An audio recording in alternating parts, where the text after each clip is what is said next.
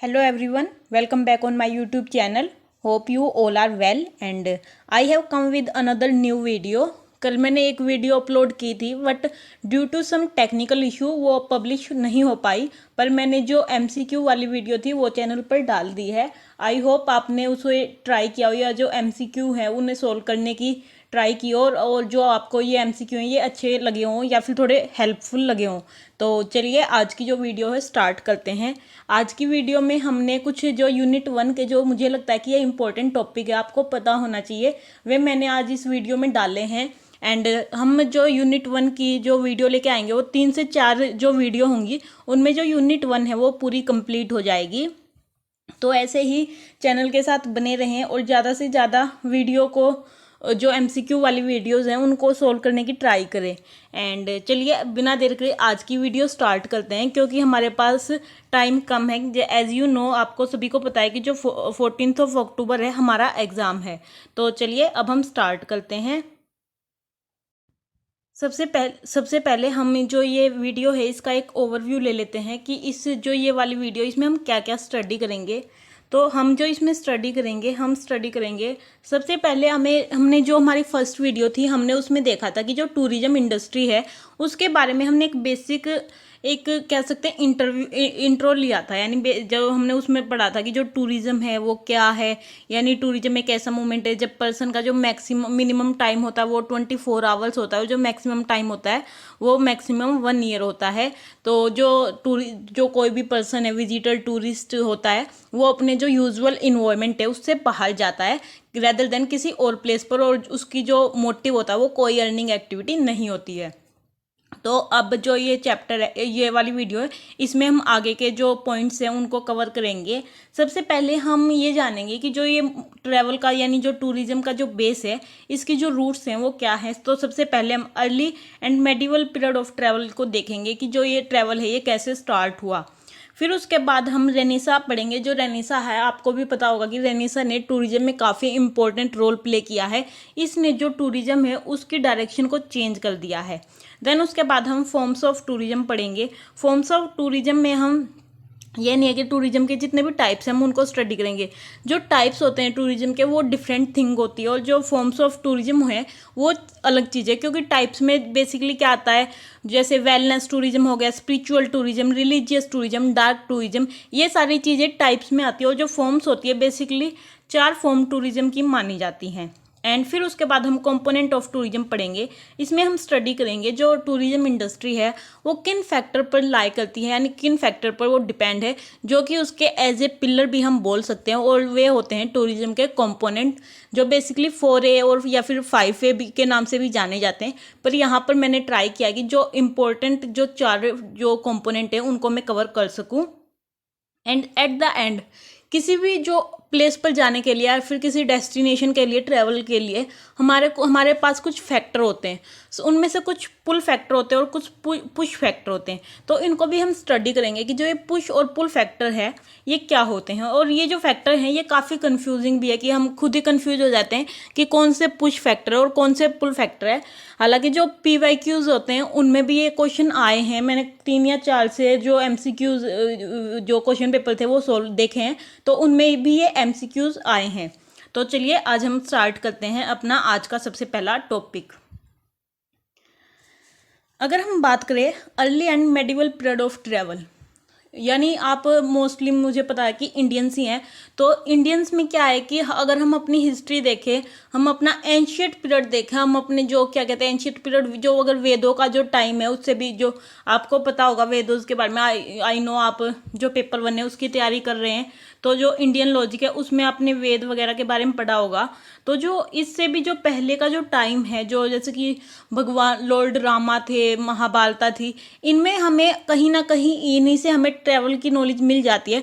जैसे कि रामा थे, जो लॉर्ड रामा थे उन्हें वनवास मिला था और वो ट्रैवल कर रहे थे। देन उसके बाद जो पांडवस थे उन्होंने भी ट्रैवल किया। तो कहीं ना कहीं जो ये ट्रैवल और टूरिज्म की जो बेस है, जो ओरिजिन है, ये काफ़ी लंबे समय से चला आ रहा है। हमारी जो रूट्स हैं, हमारी जो ओरिजिन है, तभी से ट्रैवल जो है वो चला आ रहा है। हालांकि इसके कोई रिटर्न रिकॉर्ड नहीं है, पर फिर भी हमें एक आइडिया हो जाता है कि जो ट्रैवल की जो हिस्ट्री है वो काफ़ी पुरानी है। तो यहाँ पर हम देखेंगे कि जो ट्रैवल एंड टूरिज़्म है ये कैसे अपनी यानी अर्ली पीरियड में कैसे स्टार्ट हुआ। सबसे पहले जो हमारा टूरिज़्म है यह यानी लोग जो ट्रैवल करते थे वो अपनी जो बेसिक नीड है उनको कंप्लीट करने के लिए ट्रैवल करते थे। अब बेसिक नीड हम क्या बोल सकते हैं, जो फूड है वो हमारी एक बेसिक नीड है। तो जो पहले के लोग थे वो ट्रैवल करते थे वो अपनी बेसिक नीड जैसे फूड्स के लिए, हंटिंग के लिए, ऐसे वो ट्रैवल करते थे। उस टाइम के जो हमारा अर्ली पीरियड था या फिर एंशियंट टाइम था, ज़्यादा हमें रिटर्न रिकॉर्ड नहीं मिलता है क्योंकि जो हमारे पास रिटर्न रिकॉर्ड्स हैं वो मोस्टली मेडिवल पीरियड के हैं, क्योंकि उस टाइम पर काफ़ी सारे यूरोपियन जो ट्रैवलर्स हैं उन्होंने आया और उन्होंने अपने जो रिकॉर्ड्स हैं वो बनाने शुरू किए। तो जो हमारा एंशियंट पीरियड है हमारे पास उसके काफ़ी ज़्यादा रिकॉर्ड नहीं है। एंड अब क्या था कि अर्ली पीरियड में काफ़ी ज़्यादा सिविलाइजेशन डेवलप हो रही थी, जैसे Indus valley civilisation, Mesopotamia civilisation. तो जो वर्ल्ड के जो अलग अलग एरियाज़ हैं वहाँ पर डिफरेंट डिफरेंट सिविलाइजेशन इस्टेब्लिश की जा रही थी। अब क्या हुआ कि जब सिविलाइजेशन इस्टेब्लिश हो रही है तो जब लोग अपना सेटलमेंट बना चुके हैं तो अब लोगों को अपना जो सर्वाइवल के लिए ट्रेड भी करना पड़ा और लोगों ने अपनी इंटेलिजेंस का यूज़ किया और उन्होंने ट्रेड स्टार्ट किया। जब आप ट्रेड स्टार्ट कर रहे हो तो आपको जो एक्सपोर्ट इंपोर्ट करना है वो एक प्लेस से दूसरे प्लेस पर करना है। तो उन्होंने क्या किया, उन्होंने जो ट्रेवल्स हो गए, जो एनिमल्स हो गए, उनका यूज़ करना स्टार्ट किया। जब वो एक कमोडिटीज़ थी उसको दूसरी जगह तक लेके जाने के लिए उन्होंने जो हॉर्स एनिमल या फिर अदर एनिमल का यूज़ करना उन्होंने स्टार्ट किया। इससे क्या हुआ कि ये एक उस टाइम पर जो व्हील्स थे एंड जो ये एयर ट्रांसपोर्ट, रेलवे ट्रांसपोर्ट है, ये इतना ज़्यादा डेवलपमेंट नहीं हुआ था। तो इसलिए उन्होंने अपनी जो ट्रेड थी वो अपनी एक तरीके से करना शुरू किया और जो ट्रैवल है इसके लिए वो ट्रैवल भी करते थे। एंड देन फिर क्या हुआ कि जो एक मोड ऑफ ट्रांसपोर्ट था उसमें एक इन्वेंशन हुआ। ये इन्वेंशन था व्हील का, जो कि इन्वेंट किया गया था सुमेरियंस के थ्रू। एंड जब जो ये सुमेरियंस थे इन्होंने व्हील का डेवलपमेंट किया तो इससे क्या हुआ कि जो ट्रैवल था उसको एक अलग डायरेक्शन मिली। अब उन्होंने क्या किया, जो बलक कार्ट थी उनका यूज़ होना शुरू किया एंड जो खेती के लिए भी वो इसका व्हील्स का यूज़ करते थे। एंड व्हील्स का यूज़ वो डिफरेंट तरीके से करते थे अपने ट्रेड को और ज़्यादा बढ़ाने के लिए। तो अर्ली पीरियड में यही था बस कि जो लोग हैं वो अपनी जो पहले बेसिक नीड्स के लिए ट्रैवल करते थे, एक प्लेस से दूसरी जगह जाते थे। हालांकि अगर हम इंडिया की बात करें तो इंडिया में ट्रैवल जब स्टार्ट हुआ था जब जो आर्यंस थे उन्होंने अपना जो होम है वो छोड़ दिया था ड्यू टू क्लाइमेट चेंज। तो अब पर हम यहाँ पर वर्ल्ड सिनेरियो ले रहे हैं तो यहाँ पर पहले के ऐसे कुछ सच्चे रिटर्न रिकॉर्ड हमें नहीं मिले हैं। लोग फूड और या फिर हंटिंग के लिए ट्रैवल करते थे और फिर उन्होंने अपनी इंटेलिजेंट सिविलाइजेशन डेवलप हो रही थी, देन उन्होंने अपनी इंटेलिजेंट का यूज़ करना शुरू किया। एंड धीरे धीरे जो डेवलपमेंट है वो होते गए, जैसे इंडस वैली सिविलाइजेशन हुई, मोहनजादड़ो जो सिविलाइजेशन थी उनका डेवलपमेंट हुआ, मिलिट्री, ट्रेड, कॉमर्स, ये सारी चीज़ें आती गई। देन उसके बाद जो ट्रैवल आता है वो मेडिवल एंड इंडस्ट्रियल इरा आती है। एज यू नो जो मेडिवल ट्रैवल था वो काफ़ी ज़्यादा इंपॉर्टेंट रोल प्ले करता है हमारे टूरिज़्म में, क्योंकि इस पीरियड में क्या है कि इस पीरियड की काफ़ी ज़्यादा हमारे पास रिटर्न रिकॉर्ड है, क्योंकि जो काफ़ी ज़्यादा यूरोपियन ट्रैवलर थे उन्होंने इस यहाँ पर वो डेवलपमेंट करना शुरू किया एंड उन्होंने अपने डेवलपमेंट नहीं किया। उन्होंने जब यहाँ से वो उन्होंने जर्नी की तो उन्होंने अपने रिटर्न जो उनके रिकॉर्ड्स थे वो बनाने उन्होंने शुरू की। अब मेडिवल पीरियड में क्या हुआ, अलग अलग एम्पायर्स यहाँ पर आ गए थे। आपको जो मेडिवल पीरियड है उसका टाइम पीरियड पता होगा, तो कभी जैसे कि चंद्रगुप्त मौर्य एम्पायर था एंड जो गुप्ता एम्पायर था, मुगल्स थे, सल्तनत थी, ये सारे डिफरेंट एम्पायर थे। तो इन्होंने भी टूरिज्म पर काफ़ी ज़्यादा फोकस किया था। उन्होंने क्या किया कि डेवलपमेंट करने स्टार्ट किया, जो टूरिज्म के लिए इस्टेब्लिश हुए, ट्रांसपोर्ट इस्टेब्लिश हुआ, अकोमोडेशन इस्टेब्लिश हुआ, जो फैसिलिटी थी वो ट्रैवलर्स को प्रोवाइड की जाती थी। तो इससे क्या हुआ कि जो टूरिज़्म है उसको कहीं ना कहीं और ज़्यादा सपोर्ट मिला एंड अब न्यू जियोग्राफी रूट डेवलप किए जा रहे थे। एज यू नो आपको पता होगा जो ग्रांड ट्रंक रोड है, सिल्क रूट है, स्पाइस रूट है, ये सभी उसी टाइम यानी जो मेडिवल पीरियड था वहाँ तब इस्टेब्लिश किए गए थे। तो ये as a commerce and trade के पर्पज़ से किए गए थे, पर कहीं ना कहीं इनका टूरिज़्म ट्रैवल के लिए भी यूज़ हो रहा था, तो ये भी ट्रैवल को कहीं ना कहीं सपोर्ट कर रहे थे। अब जैसे मौर्य एम्पायर है, मौर्य एम्पायर में माना जाता है कि जो गुप्ता पीरियड है, गुप्ता पीरियड आपको पता है कि वहाँ उस टाइम पर एजुकेशन को काफ़ी ज़्यादा सपोर्ट किया था, एंड इसको हमारा जो गोल्ड पीरियड ऑफ इंडिया है वो भी माना जाता है, गोल्डन पीरियड। पर जो मौर्य एम्पायर है उसमें क्या हुआ था कि जो इंडिया के जो इंफ्रास्ट्रक्चर है वो काफ़ी ज़्यादा डेवलपमेंट किया गया था वहाँ पर। जैसे रास्ते, सिल्क रूट या फिर अदर रास्ते हैं, वो उनको ज़्यादा डेवलपमेंट किया गया था, इंफ्रास्ट्रक्चर इस्टेब्लिश किया गया था। जैसे कि कोई भी टूरिस्ट जा रहा है या फिर ट्रैवलर जा रहा है तो उसके लिए सराय बना देना, या फिर पानी की व्यवस्था करना, रोड्स को डेवलपमेंट करना।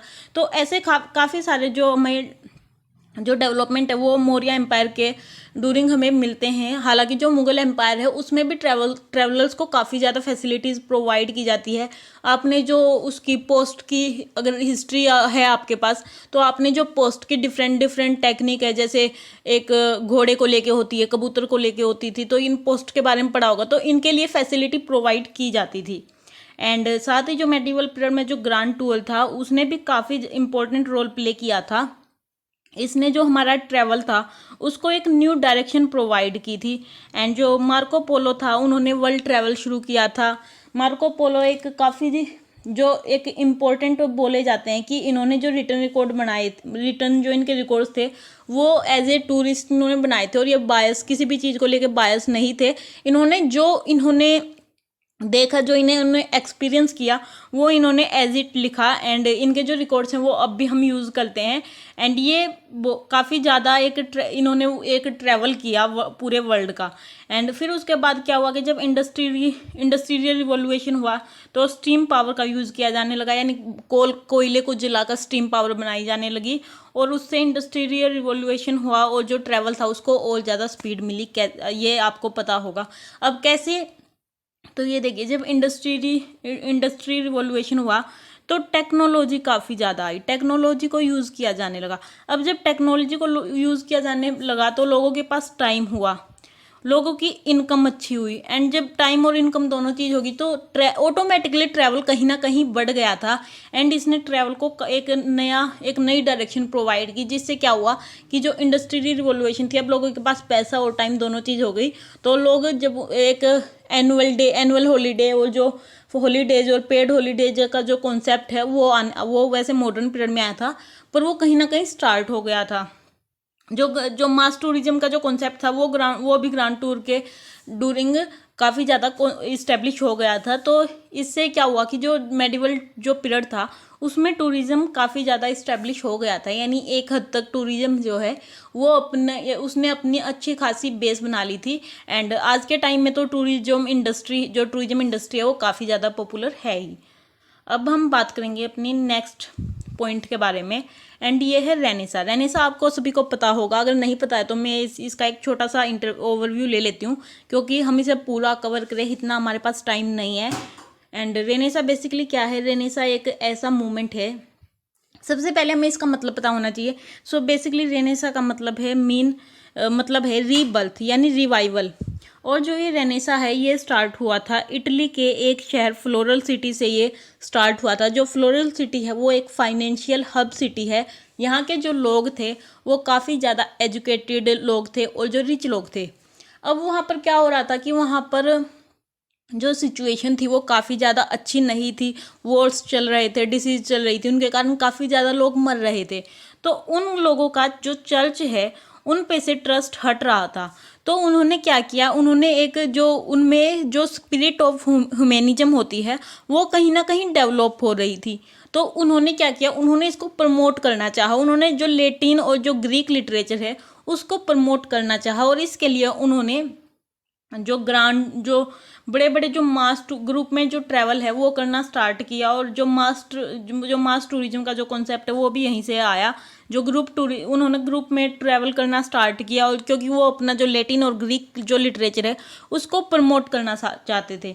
साथ ही यहाँ पर जो प्रिंटिंग प्रेस थी उसका भी इस्टेब्लिशमेंट हो चुका था। अब उन्होंने क्या किया, जो उनके थॉट्स थे वो उन्होंने बुक्स के थ्रू या फिर ब्राउचर्स के जैसे उन्होंने पब्लिश करने शुरू किए एंड उसको प्रमोट करना चाहा। जिससे क्या हुआ, ये भी कहीं ना कहीं एक तरह का ट्रैवल हो रहा था। और जो ग्रैंड टूर था वो भी इसी का एक पार्ट था। एंड क्योंकि जो लोग हैं वो एजुकेशन के लिए, कल्चर को जानने के लिए ट्रैवल कर रहे थे, तो वो भी कहीं ना कहीं रेनेसां से इन्फ्लुएंस था। तो इसने जो टूरिज्म है उसको एक अलग लेवल पर लेके गई है टूरिज्म को। यानी यहाँ पर जो टूरिज्म है वो हम एक कल्चरल या फिर स्पिरिचुअल टूरिज्म मान सकते हैं। पर उसने कहीं ना कहीं जो टूरिज्म की अदर फॉर्म है उसको भी डेवलप करने में काफ़ी ज़्यादा इंपॉर्टेंट रोल प्ले किया था। तो बेसिकली रेनेसां बस यही था कि इससे जो मास टूरिज्म का जो कॉन्सेप्ट है वो एमर्ज हुआ था।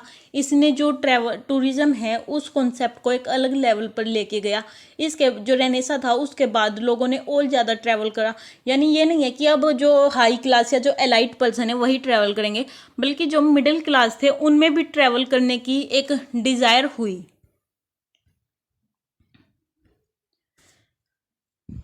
तो अब बस अभी तक हमने जो हमारे टॉपिक थे अर्ली एंड मेडिवल पीरियड, इसमें आपको पता ही चल गया होगा।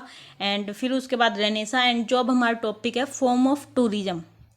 सो बेसिकली आपको यहाँ पे कंफ्यूज नहीं होना है। Form of tourism and types of tourism ये दोनों अलग चीज़ होती हैं, क्योंकि फॉर्म्स ऑफ टूरिज्म में एक जो स्टैंडर्ड डिक्शनरी होती है उसके अकॉर्डिंग यहाँ पर सिर्फ 4 फॉर्म होती हैं। पर अगर हम टाइप्स ऑफ टूरिज्म की बात करें तो टूरिज्म के काफ़ी ज़्यादा टाइप होते हैं। जैसे डार्क टूरिज्म हो गया, spiritual, wellness tourism and medical tourism, काफ़ी ज़्यादा टाइप होते हैं। मैं जो मेरी या 1 या 2 वीडियो के बाद एक वीडियो लेके आऊँगी जिसमें हम ये यूनिट 3 में है मे भी ये टॉपिक, तो उसमें जो टूरिज्म के जितने भी टाइप्स हैं मैं उनको कवर करूँगी। टूरिज्म के काफ़ी ज़्यादा टाइप्स हैं एंड आपको उनसे जो फॉर्म्स और टाइप्स हैं, हालांकि उनका जो मतलब है वो सेम होता है, पर हम यहाँ पर एक एज ए टूरिज्म स्टूडेंट ले रहे हैं, तो फॉर्म्स होती हैं वो सिर्फ 4 होती हैं और जो टाइप्स होते हैं वो काफ़ी ज़्यादा हैं। तो यहाँ पर हम सिर्फ फॉर्म्स ऑफ टूरिज्म की स्टडी करेंगे। तो बेसिकली ये जो 4 फॉर्म है ये आप सभी को पता होनी चाहिए। इनके लिए मैं एक एक एग्जाम्पल दूंगी और एग्जाम्पल से आपको समझ आ जाएगा कि ये क्या होती हैं। तो सबसे पहले हम बात करेंगे इंटरनेशनल टूरिज्म की। इंटरनेशनल टूरिज्म जब ये क्या होता है कि जब कोई इंडियंस है वो दुबई जा रहा है तो ये होता है इंटरनेशनल टूरिज्म। यानी वो जब कोई भी पर्सन अपनी कंट्री के जो बॉर्डर होता है उसको क्रॉस करता है, एंड ये जैसे कि ये नहीं है कि आप इंडिया से नेपाल चले गए या भूटान चले गए तो आपका इंटरनेशनल ट्रैवल हो गया, नहीं। क्योंकि आप हमारे बीच जो नेपाल और जो भूटान है इनके साथ हमारी डिफरेंट ट्रीटी साइन हुई है, एंड इन दोनों कंट्रियों के साथ आप वाया मोस्टली जो है रोड के थ्रू जा सकते हो। तो जब आप किसी भी दूसरी कंट्री में रोड के थ्रू जा रहे हो तो ये इंटरनेशनल ट्रैवल नहीं होता है। जब आप कंट्री के जो बॉर्डर्स हैं उनको क्रॉस कर रहे हो और जो आपका मोड ऑफ ट्रांसपोर्ट है वो एयर या फिर वाटर हो सकता है, तो ये होता है इंटरनेशनल टूरिज्म। आप इसमें सरफेस जो मोड ऑफ ट्रांसपोर्ट है उसके थ्रू दूसरे जो कंट्री के बॉर्डर है उसमें क्रॉस नहीं कर सकते हो। और नेपाल और भूटान में अगर आप जाते हो तो ये आपका as a international tourism count नहीं होगा। तो बेसिकली इंटरनेशनल में ये कि जब आप अपनी कंट्री के जो बॉर्डर है उनको क्रॉस करते हो। देन उसके बाद है डोमेस्टिक टूरिज्म। डोमेस्टिक टूरिज्म ये होता है जब आप अपनी कंट्री के अंदर ही ट्रैवल करते हो। जैसे केरला का पर्सन है उसको डिज़ायर हुई कि जो उत्तराखंड के 4 धाम है वो वहाँ पर ट्रैवल करे, तो वो उत्तराखंड जाता है और वहाँ पर ट्रैवल करता है। तो ये जो उसने ट्रैवल किया वो उसने अपनी कंट्री के अंदर किया, तो ये हो गया उसका डोमेस्टिक टूरिज्म। उसने कोई भी जो बॉर्डर है उसको क्रॉस नहीं किया है। फिर है outbound tourism. Outbound tourism and international tourism, जो आउटबाउंड और जो इनबाउंड है ये दोनों इंटरनेशनल की ही फॉर्म होते हैं। आउटबाउंड टूरिज्म होता है जब कोई भी पर्सन अपनी कंट्री से बाहर जा रहा हो फॉर ट्रैवल पर्पस, तो ये होता है आउटबाउंड टूरिज्म। एंड इसका भी मोटिव होता है कि कोई अर्निंग एक्टिविटी नहीं होता है, just for fun, pleasure, recreation, इनके लिए वो जा रहा है। तो अपनी कंट्री से वो बाहर जा रहा है। अब उसने जो करेंसी ली हुई है वो इंडियन रुपीज़ में, पर जब वो बाहर जाएगा तो जो फॉरेन करेंसी है उसको वो कन्वर्ट करेगा। तो कहीं ना कहीं जो हमारी करेंसी है वो भी बाहर जा रही है। तो ये होता है आउटबाउंड टूरिज्म। अब जो सबसे इम्पोर्टेंट टाइप है टूरिज्म का वो है इनबाउंड टूरिज्म। इसको मैंने इम्पोर्टेंट इसलिए बोला है, जो इनबाउंड टूरिज्म है ये हमारी इकोनॉमी को जो डेवलपमेंट है उसे करने में काफ़ी ज़्यादा इम्पोर्टेंट रोल प्ले करती है। अब जैसे कोई पर्सन इंडिया से अंदर आ रहा है, बाहर फॉरेन कंट्री से अंदर आ रहा है, तो वो अपने साथ फॉरेन करेंसी लेके आएगा।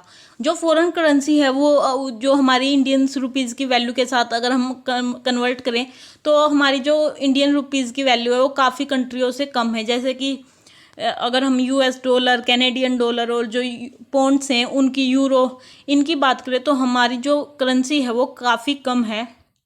तो जब भी कोई ट्रैवल, और जो हमारा जो इनबाउंड का जो सोर्स होता है वो mostly France, Europe and Canada, USA, ये वाली कंट्रीज़ होती हैं। तो हमारी इससे हमें क्या होता है कि फॉरेक्स हमें मिलता है। फॉरेक्स जो फॉरेन करेंसी होती है उसको शॉर्ट फॉर्म में फॉरेक्स कहते हैं, एंड हमें फॉरेक्स मिलता है। जो फॉरेक्स, जब हमें फॉरेक्स मिलता है तो हमारी जो इकोनॉमी का डेवलपमेंट है उसी को प्ले करने में, यानी उसको हाई करने में एक इम्पॉर्टेंट रोल प्ले करता है। इसीलिए इनबाउंड टूरिज्म काफ़ी ज़्यादा इंपॉर्टेंट है। आपने देखा होगा कि जो हम इनबाउंड टूरिज्म के लिए काफ़ी ज़्यादा इनिशिएटिव ले भी रहे हैं। आपने देखा होगा कि जो मोदी जी हैं उन्होंने जो वीज़ा ऑन अराइवल है उसको भी बढ़ाया है, एंड काफ़ी ज़्यादा इनिशिएटिव ले रहे हैं। वे इंडिया को प्रमोट कर रहे हैं। इंडिया की चाहते हैं कि इंटरनेशनल लेवल पर एक इमेज हो जिससे लोग जो इंडिया की तरफ आने के लिए अट्रैक्ट हों।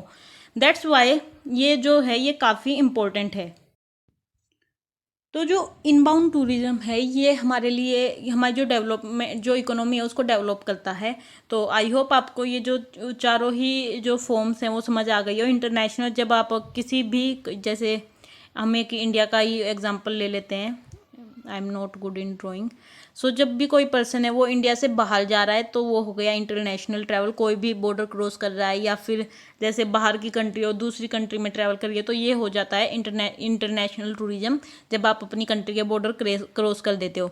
जब आप अपनी कंट्री में ही एक डेस्टिनेशन से दूसरी डेस्टिनेशन जाते हो तो ये हो जाता है डोमेस्टिक टूरिज्म। और जब कोई भी पर्सन अपनी कंट्री को छोड़ के दूसरी कंट्री में ट्रैवल के लिए चाहता है ये हो जाता है आउटबाउंड टूरिज्म, जो कि आज के टाइम में काफ़ी ज़्यादा पॉपुलर एक फिनोमिना बन गया है, क्योंकि लोगों के पास काफ़ी ज़्यादा इनकम है, डबल इनकम है, और बच्चे नो किड्स वाले जो फॉर्मूले वो आ गए हैं, एंड लोग इसे अपने एक स्टेटस सिंबल भी मानते हैं, प्रेस्टीज मानते हैं, तो इसलिए वो ट्रैवल करते हैं। एंड जो नेक्स्ट फॉर्म है वो है इनबाउंड टूरिज्म, जो कोई भी फॉरेन कंट्री से हमारी इंडिया में आता है तो ये हो जाता है इनबाउंड टूरिज्म। इन सब के लिए डिफरेंट डिफरेंट टूर ऑपरेटर भी होते हैं। ये जब हम अपनी जो टूर ऑपरेटर वाली जो यूनिट होगी उसमें स्टडी करेंगे। अब हम बात करेंगे कंपोनेंट्स ऑफ टूरिज्म के बारे में। कंपोनेंट्स ऑफ टूरिज्म में बेसिकली क्या है, जो टूरिज्म इंडस्ट्री है उसके कुछ बेस होते हैं, उसके कुछ पिलर होते हैं। तो ये पिलर हैं accessibility, attraction, accommodation and amenities. तो असेसिबिलिटी क्या होती है, आपने कोई डेस्टिनेशन है वहाँ पर जाना है तो आप कोई ना कोई मोड ऑफ ट्रांसपोर्ट यूज़ करेंगे, या फिर उस जो डेस्टिनेशन है उसको कैसे एसेस करेंगे, किस मोड ऑफ ट्रांसपोर्ट का यूज़ करेंगे, that is accessibility. Next is attraction. किसी भी डेस्टिनेशन पर जाने के लिए हमारा कुछ मोटिव होता है, हम कुछ देखना चाहते हैं। जैसे हमारा मोटिव हुआ हमें रेड फोर्ट देखना है, तो जो रेड फोर्ट है वो हमारा एक अट्रैक्शन हुआ, यानी कोई भी एक, ये एक टूरिस्ट प्रोडक्ट भी बोल सकते हैं हम, कोई ऐसा प्रोडक्ट जो कि हमें अट्रैक्ट कर रहा है, that is attraction. And accommodation, अगर आप एज ए टूरिस्ट काउंट होना चाहते हो तो आपको किसी भी प्लेस पर मिनिमम 24 आवर्स स्टे करना होगा। अब मिनिमम 24 आवर आप स्टे कर रहे हो तो आपको किसी ना किसी जो स्टे की जो फैसिलिटी है उसकी नीड होगी। एंड जब आप स्टे करने के लिए किसी होटल, मोटल या फिर रिसोर्ट का यूज़ करते हो तो वो कैटेगराइज होता है एज ए अकोमोडेशन। एमिनिटीज़ होती है जो अट्रैक्शन या फिर रास्ते में या फिर कहीं पे भी जो आपको फैसिलिटी प्रोवाइड की जाती है एज ए टूरिस्ट, ये सभी होती हैं एमिनिटीज़। ये प्लस फीचर होती हैं बेसिकली। जो अगर हम बात करें मेन कंपोनेंट की तो ये 3 कंपोनेंट मेन होते हैं, पर जो एमिनिटीज़ होती हैं ये एक प्लस पॉइंट होती है इसमें। तो अब चलिए क्या करते हैं, अब इन जो ये डिफरेंट कंपोनेंट्स हैं इनको एक एक को डिटेल में स्टडी करते हैं। तो सबसे पहला कंपोनेंट है असेसिबिलिटी। असेसिबिलिटी बेसिकली क्या है कि आप किसी भी डेस्टिनेशन को कैसे असेस कर रहे हो। जो असेसिबिलिटी है, आपने जैसे एक डेस्टिनेशन है उसको सिलेक्ट किया जाने के लिए कि मुझे यहाँ पर जाना है। कोई भी आपने लिया केदारनाथ को, केदारनाथ आपने सोचा कि मुझे केदारनाथ ट्रैवल करना है। अब आप हो दिल्ली से बिलोंग करते हो, तो अब आपको इस जो ये केदारनाथ है इसको असेस करना है। तो आप कहीं ना कहीं आपके पास अलग अलग तरीके हैं। चाहे तो आप फ्लाइट से जा सकते हो, आप रोड से जा सकते हो, एंड साथ ही आप रेल का भी यूज़ कर सकते हो। तो आपके पास डिफरेंट वे ऑफ ट्रैवल है, आप कैसे भी करके इस जो डेस्टिनेशन है इसको एसेस कर सकते हो। तो ये होती है असेसिबिलिटी, कि आप किसी भी डेस्टिनेशन को कैसे असेस कर रहे हो। एंड जो सेकंड थिंग है कि जो असेसिबिलिटी के लिए अब क्या है कि हमारे पास 4 तरीके के बेसिकली असेसिबिलिटी के तरीके होते हैं, यानी मोड ऑफ ट्रांसपोर्ट होते हैं। Air, water, road and railway.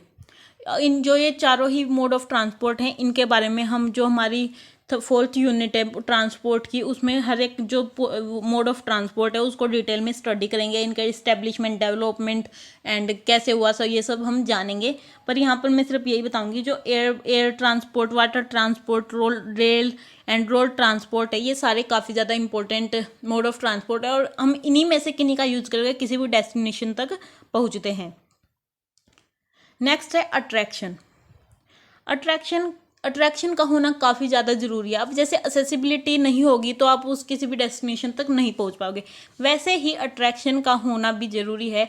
हालांकि कुछ ट्रैवल होते हैं जिनमें किसी अट्रैक्शन की ज़रूरत नहीं होती, उनमें हमारी बेसिक नीड होती है, जैसे मेडिकल टूरिज़्म है एंड जो स्पिरिचुअल टूरिज़्म है, उनमें हमारी, यानी मेडिकल टूरिज़्म में कोई पर्सन किसी अट्रैक्शन को देखने नहीं आया तो इसके बिना भी ट्रैवल हो सकता है, पर एट द एंड कहीं ना कहीं जो अट्रैक्शन है वो काफ़ी ज़्यादा इंपॉर्टेंट रोल प्ले करता है। अब जैसे कोई पर्सन मेडिकल ट्रैवल के लिए आया तो वो चाहेगा कि अगर मैं दूसरी कंट्री में आया तो यहाँ के कुछ फेमस, अपने जो नियर बाय फेमस प्लेस हैं, अट्रैक्शंस हैं, उनको देखूँ। तो कहीं ना कहीं जो अट्रैक्शन है वो काफ़ी ज़्यादा इंपॉर्टेंट रोल प्ले करता है। अगर आप किसी डेस्टिनेशन पर जाना चाहते हो तो कोई ना कोई आपका एक अट्रैक्शन होता है, कोई ना कोई मोटिव होता है जिसे आप देखने के लिए जाना चाहते हो। जैसे रामप्पा टेम्पल है या फिर रामेश्वर टेम्पल है साउथ में, तो ये हमारे अट्रैक्शन है, क्योंकि हमें हमारी डिज़ायर है कि हम इन मंदिरों को देखें या फिर हम यहाँ पर विजिट करें। तो कोई ना कोई अट्रैक्शन होगा तभी हम जो टूरिज्म है उसको कर पाएंगे। नेक्स्ट जो है वो है अकोमोडेशन।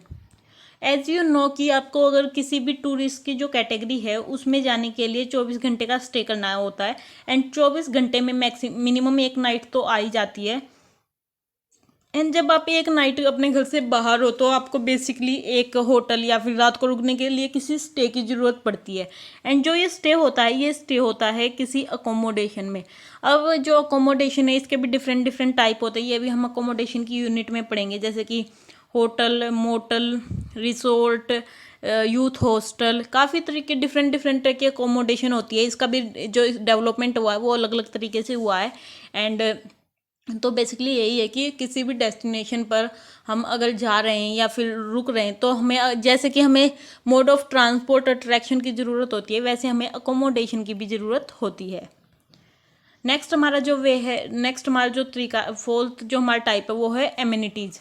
एमिनिटीज़ बेसिकली क्या होता है कि जो कुछ बेसिक फैसिलिटीज़ होती हैं, जो कि हमारी जो अट्रैक्शन होता है या फिर एसेसिबिलिटी होती है, अकोमोडेशन होती है, उसको और ज़्यादा जब कंफर्टेबल बनाती हैं तो वो हो जाती हैं एमिनिटीज़। जैसे कि किसी कोई डेस्टिनेशन है, वहाँ पर कुछ वे होते हैं 3D कैमरा होते हैं, या फिर जो ऑडियो विजुअल गाइड ऑडियो वाले जो ऑडियो वीडियो जो गाइड होते हैं वो वहाँ पर प्रोवाइड किए जाते हैं। जो एस्कॉर्ट की सर्विस है या फिर अदर तरीके की जो सर्विस है वो वहाँ पर प्रोवाइड की जाती है। तो वे सभी एमिनिटीज़ होती हैं। ये वो फैसिलिटीज़ होती हैं जो आपका जो टूरिज़्म का जो एक्सपीरियंस है उसको और ज़्यादा कंफर्टेबल और मेमोरेबल बनाती हैं। तो ये भी कहीं ना कहीं इम्पोर्टेंट हो जाती है किसी डेस्टिनेशन को डेवलपमेंट करने में। तो अब हमने अपने चारों कंपोनेंट कर लिए हैं। अब हम बात करेंगे पुश एंड पुल फैक्टर के बारे में। जो पुश और पुल फैक्टर होते हैं ये हमारे जो फैक्टर ऐसे हैं जो हमें थोड़े कंफ्यूजिंग भी लगते हैं, पर ये फैक्टर कहीं ना कहीं ज़रूरी होते हैं, क्योंकि आप अगर कहीं भी ट्रैवल कर रहे हो तो आपको कुछ ना कुछ मोटिव होता है। तो ऐसे ही इनमें से कुछ पुश फैक्टर होते हैं जो कि हमें किसी डेस्टिनेशन की तरफ धकेलते हैं, और कुछ होते हैं पुल फैक्टर जो हमें अट्रैक्ट करते हैं। बेसिकली जो पुल फैक्टर होते हैं वे हमें किसी ना किसी डेस्टिनेशन की तरफ अट्रैक्शन करते हैं, यानी किसी डेस्टिनेशन की जो कैरेक्टरिस्टिक्स हैं, जैसे यहाँ पर फैसिलिटीज़ हैं, सीनरी है, यहाँ की क्लाइमेट है, यहाँ की अकोमोडेशन है, यहाँ का नेचुरल इन्वायरमेंट है, वाइल्ड लाइफ है, जो हमें इस डेस्टिनेशन की तरफ अट्रैक्ट कर रही है। तो ये जो जितने भी फैक्टर होते हैं ये सभी होते हैं pull factor. And push factor होते हैं जो हमारे इंटरनली फैक्टर होते हैं जो हमें किसी डेस्टिनेशन की तरफ धकाते हैं। यानी आप ये मान सकते हो कि जब हम क्या करते हैं कि हम इंटरनली काफ़ी ज़्यादा परेशान होते हैं, तो हम चाहते हैं कि जो हमारा नॉर्मल इन्वायरमेंट है हम उससे बाहर जाएं और कहीं और टाइम स्पेंड करें। तो ये हमें कहीं ना कहीं यानी धकेलते हैं टूरिज़्म की तरफ। जो टूरिज़्म पुश फैक्टर होते हैं ये हमें कहते हैं कि आप अपनी नॉर्मल जो इन्वायरमेंट है उससे बाहर जाओ, जैसे कि आप अपनी डेली लाइफ है उससे बाहर निकलना चाहते हो, कुछ टाइम के लिए टेंशन फ्री रहना चाहते हो, तो ये सभी हमें किसी डेस्टिनेशन की तरफ धकेलते हैं। अब चलिए जो ये पुश एंड पुल फैक्टर है ये इनके बारे में हम थोड़ा और डिटेल स्टडी करते हैं, क्योंकि ये जो फैक्टर हैं काफ़ी ज़्यादा कंफ्यूज होते हैं कि कौन से फैक्टर हैं वो पुल फैक्टर हैं, कौन से फैक्टर हैं वो पुश फैक्टर हैं।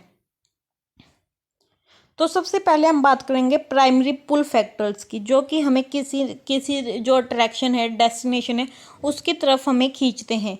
कोई भी डेस्टिनेशन है उसकी जो सीनरी, जो उसका नेचुरल इन्वायरमेंट है वो इतना ज़्यादा अच्छा है कि वो हमें अपनी तरफ अट्रैक्ट कर रहा है, हम उसकी तरफ जाना चाहते हैं। जैसे एग्जाम्पल की तरफ जो केदारनाथ का जो पीछे का जो व्यूज़ होता है, जहाँ पर चारों तरफ स्नो वाले जो आइस कैप वाले जो पहाड़ होते हैं वो काफ़ी लोगों को अट्रैक्ट करते हैं और काफ़ी लोग सिर्फ उन्हें देखने के लिए ही वहाँ जाना चाहते हैं।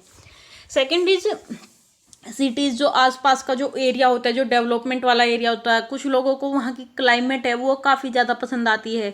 कुछ लोग वहाँ की सिर्फ वाइल्ड लाइफ देखने के लिए जाना चाहते हैं, जो जैसे सुंदरवन है वहाँ की जो कुछ लोग वहाँ पर सिर्फ उसकी वाइल्ड लाइफ है उसको फील करने के लिए जाना चाहते हैं। कहीं पर मीन्स ऑफ ट्रैवल है वो काफ़ी ज़्यादा असेसिबल है डेस्टिनेशन, तो इसके लिए वो अट्रैक्ट हो रहे हैं। या फिर कोई अट्रैक्शन जो काफ़ी ज़्यादा फेमस है, जैसे ताजमहल है, ताजमहल को सबसे ज़्यादा लोग देखने आते हैं, तो वो एक ऐसा अट्रैक्शन है जिसकी तरफ लोग अट्रैक्ट हो रहे हैं। वो एक पुल फैक्टर है जो लोगों को अपनी तरफ खींच रहा है। तो बेसिकली जो पुल फैक्टर होते हैं वो किसी भी डेस्टिनेशन के ऐसे पॉइंट होते हैं जो आपको अपनी तरफ अट्रैक्ट करते हैं। अगर हम बात करें अब पुश फैक्टर्स की, जो पुश फैक्टर होते हैं वो हमारे इंटरनली मोटिव होते हैं, जो हमें हमारी जो लाइफ है, हमारा जो रूटीन है उसे फॉलो करने से हम थक जाते हैं, तो हम निकलना चाहते हैं और हम किसी एज यूजुअल अपना जो इन्वायरमेंट है उसे छोड़कर किसी दूसरे प्लेस पर स्टे करना चाहते हैं, ताकि हम जो कुछ दिन थोड़ा अलग फ्रेश कर सके। तो इसके लिए कुछ फैक्टर होते हैं, जैसे कि नीड टू एस्केप, जब हम अपनी डेली लाइफ से काफ़ी ज़्यादा परेशान हो गए, या फिर कुछ थोड़े दिन के लिए ही, या फिर हम थोड़े समय के लिए हम जब इससे भागना चाहते हैं।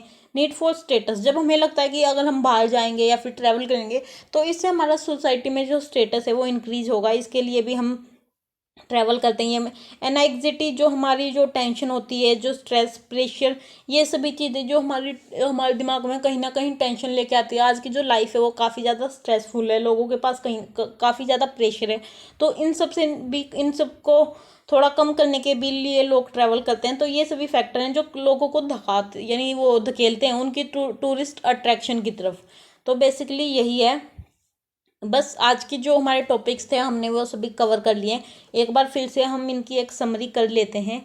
तो इसमें क्या है कि सबसे पहले हमने पढ़ा था early mode of transport. Early mode में हमने पढ़ा था कि हमारे पास कोई रिटर्न रिकॉर्ड नहीं है, पर फिर भी जो हमारा ट्रैवल है वो पास्ट से ही चला आ रहा है। देन उसके बाद हमने मेडिवल ट्रैवल पढ़ा था, उसमें हमारे पास काफ़ी ज़्यादा रिटर्न रिकॉर्ड्स थे, काफ़ी ज़्यादा डेवलपमेंट हुए थे, जो एम्पायर्स थे वो भी ट्रैवल्स को सपोर्ट कर रहे थे और काफ़ी ज़्यादा फैसिलिटीज़ प्रोवाइड कर रहे थे। देन उसके बाद हमने पढ़ा था रेनेसा। रेनेसा का मतलब होता है रीबर्थ। इसने जो मास टूरिज्म का जो कॉन्सेप्ट है, जो ग्रुप टूरिज्म का जो कॉन्सेप्ट है उसको डेवलप किया था। अब जो लोग हैं वो अपने कल्चर या फिर दूसरे लोगों के कल्चर को जानने के लिए, एजुकेशन के लिए, स्पिरिचुअलिटी के लिए ट्रैवल कर रहे थे। देन उसके बाद हमने फॉर्म ऑफ टूरिज्म पढ़ा था, डिफरेंट फॉर्म्स के बारे में हमने पढ़ा था। बेसिकली टूरिज्म की 4 फॉर्म्स होती है और जो टाइप्स होते हैं वो काफ़ी ज़्यादा होते हैं।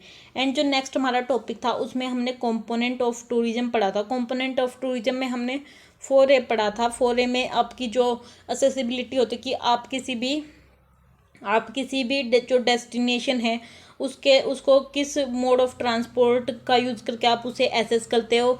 सेकंड, अब आपका जब कोई अट्रैक्शन होगा तभी आप वहाँ ट्रैवल करोगे। और थर्ड, जो आप किसी अट्रैक्शन के नियर बाय जब कहीं पर स्टे करते हो तो वो हो जाती है अकोमोडेशन। और जब यहाँ पर आपको बेसिक फैसिलिटी प्रोवाइड की जाती है तो ये हो जाती है एमिनिटीज़। एंड जो लास्ट हमारा जो फैक्टर था वो था push and pull factor. Pull factor होते हैं जो किसी डेस्टिनेशन की तरफ हमें खींचते हैं, यानी जो डेस्टिनेशन है उसकी कैरेक्टरिस्टिक्स जो हमें अपनी ओर खींचती है। और पुश फैक्टर होते हैं जो हमें किसी डेस्टिनेशन की तरफ धकेलते हैं, यानी वे वाले फैक्टर होते हैं जो हमारे इंटरनली हमें कहते हैं कि हमें ट्रैवल करना चाहिए, ये हमारी एक फीलिंग, हमारी डिज़ायर होती है। तो आज के लिए बस इतना ही। आई होप आपको ये जो कॉन्सेप्ट है ये क्लियर हो गए हो, एंड मैं ट्राई करूँगी कि जो यूनिट फर्स्ट है उसको जल्दी से जल्दी कवर कर सकूँ।